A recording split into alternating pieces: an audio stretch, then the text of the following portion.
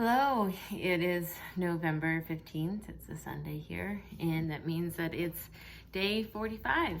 That's halfway through a 90-day recovery program entries, I guess. Today has been emotional, and I think I started sharing yesterday about having to postpone Thanksgiving plans with my family because of COVID, and how just living in this deferred hope reality of things being hard and the collective hardships that they are when things feel sad together. And I think the thing that got me and what made me reflect more on my eating disorder is like when I know I consciously had to say today at work, I'm feeling sad. These things have made me sad. The fact that I can't get together with my family for Thanksgiving, the fact that someone in our group has tested positive for COVID, the fact that I may not see my sister before she has her baby, like these things make me sad. But it feels so mechanical and so Spock-like that I have such a hard time accessing feelings that I have to say them out loud to acknowledge them, to move on. And I was practicing that, and it was interesting because I was working with two other girls who've also had eating disorders.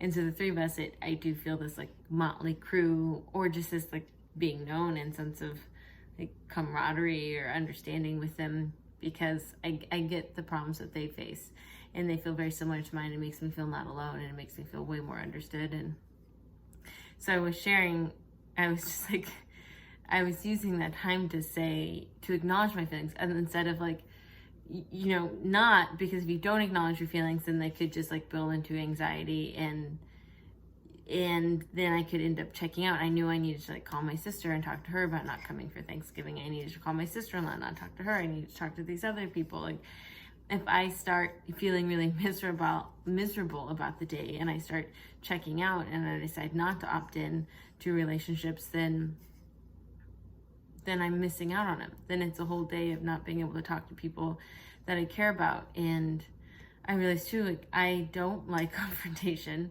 and I didn't want to have the conversation with my older sister. I didn't want to disappoint her. And I think that's what I talked about yesterday, is like being everything to everybody at all times just means that you live in your own personal private chaos, because that's the only way that you can swallow it. And this time today, I was, gonna confront those uncomfortable situations and live in the discomfort, but that can cause so much anxiety. So then managing that, and then in the meantime managing recovery, when it would be so much easier just to go through the motions, do what you have to do, and not actually be vulnerable, and not actually bring yourself, and not bring your own emotion.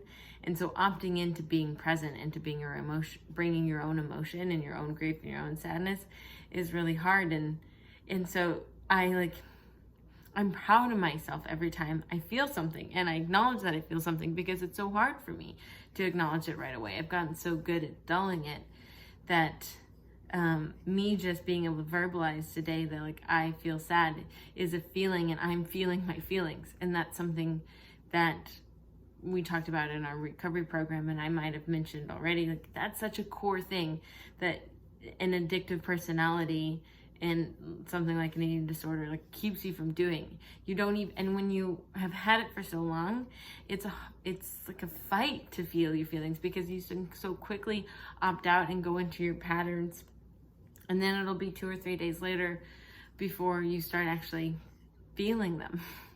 So I was excited that like, okay, if I'm feeling sad today, then maybe I can feel sad. And then I was talking to my sister Kate, and I felt like I was putting on such a face of not actually being able to access emotions or really even empathize with her. And I felt bad. I didn't want that to be the case. And then I was talking to another friend later, and it just made me cry. I saw their dog, and it was like, finally I got to be sad. Finally I wasn't trying to manage somebody else's feelings and expectations of me. And just seeing a dog was like, yeah, this sucks. COVID sucks. It sucks that we're in a pandemic. It sucks that we're going through another stage of shutdowns, and I never know. And it hasn't hit me super personally yet. I haven't lost anyone because of it, but you never know what's going to happen. And you don't get to enjoy life in the way that you thought. You don't get to see family. And that's just been hard today. But all that to say, I was happy I was able to articulate and lean into the sadness, even if it was in my head and couldn't feel it. And that sometimes just being around a dog helps you get there. Sometimes a dog is stronger than your addiction.